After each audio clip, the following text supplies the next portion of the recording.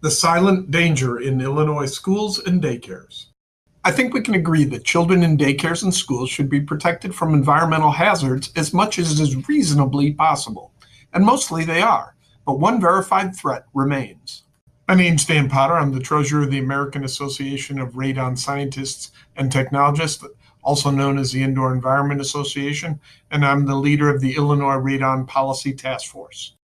It might help to know a little bit about radon. It's a colorless, odorless, tasteless, radioactive gas, and when we breathe it in, the alpha particles break the DNA chains in our lung tissue, and over time, if the body makes a mistake fixing it, you get lung cancer. In fact, radioactive radon is the second leading cause of lung cancer. How certain are we that radon causes lung cancer? Well, the research has been supported by virtually every major medical and health protection group. Radon comes from the soil, pushes up through almost any floor, including concrete, into any style or age of building. Children are impacted more than adults because their noses are literally closer to the floor.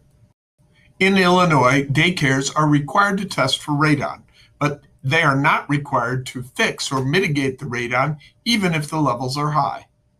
Illinois schools are not required to test nor mitigate, but they should know about the problem. For over 30 years, the U.S. Environmental Protection Agency has been urging schools to test and mitigate radon. And for over 15 years, there's been a state law inside the actual school code that urges schools to test and mitigate. So are they testing? The Daily Herald looked into 100 schools and found that 85% of them had never tested for radon. And it's not like they didn't have radon. The Illinois Board of Education's own radon report indicates that since they've been tracking, 46% of schools that tested had locations of high radon. 46%. It's not just the students. Teachers and staff are impacted too. Here are teachers and a principal with lung cancer who have spoken out about radon in schools. Unfortunately, some are no longer with us. Costs are always a concern. While they vary from building to building, we've tested and mitigated enough schools to have an idea of cost ranges. The idea is that schools would test every 5 years. So for 4 out of 5 years, the schools spend nothing. When the testing does occur, it can be completed by the school's own staff after completing a free course from the state. The cost of the actual test kits is likely in the low hundreds of dollars per building. Or they can get a professional to test the schools for likely mid-thousands to low tens of thousands per building. If mitigation is needed, the costs are typically a one-time fix. The Daily Herald reports mitigation cost examples of $11,000 for one building in the Milburn district and $19,000 for 7 buildings in the Geneva district. While these are real examples, costs for future mitigations may vary. So how badly would these numbers impact a given school's budget? Well, the 2023 Illinois School District Financial Report indicates that the average school budget in Illinois is $7.6 million a year. So on a year where they do testing, and if they need to do one-time mitigation, and if those numbers are at the high end of the range, for that year, the cost would still be less than 1/2 of 1% of an average school's budget. So what can we do?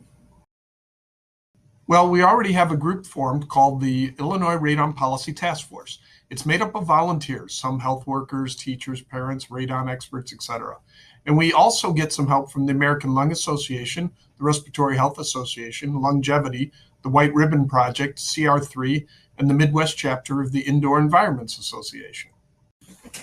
And the task force already has the ball rolling. We have bills in the Illinois General Assembly that would require schools to test and mitigate and daycares to mitigate. The bills are in a 2-year cycle, 2025 and 2026. During the 2025 spring legislative session, the task force was able to inundate legislators with over 1,400 calls, visits, and emails, convincing 36 senators and reps to sign on as co-sponsors. That's a lot of co-sponsors.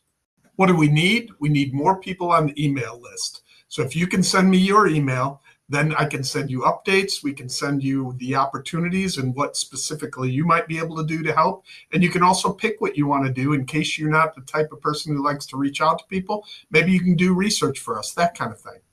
But what exactly is the plan? That depends on when you're watching this video and where the bills are at that time. As a general overview, fall 2025 will be prepping for the spring 26 session by building groups to convince teachers' unions and parent groups like PTA, PTO to help support us. In winter spring 26, we'll be doing more outreach directly to the legislators. Throughout, we'll be building collateral materials, social media posts, press releases, that kind of thing. Once you're on the task force email list, you will receive more information on what the current plan is. Thank you for your time.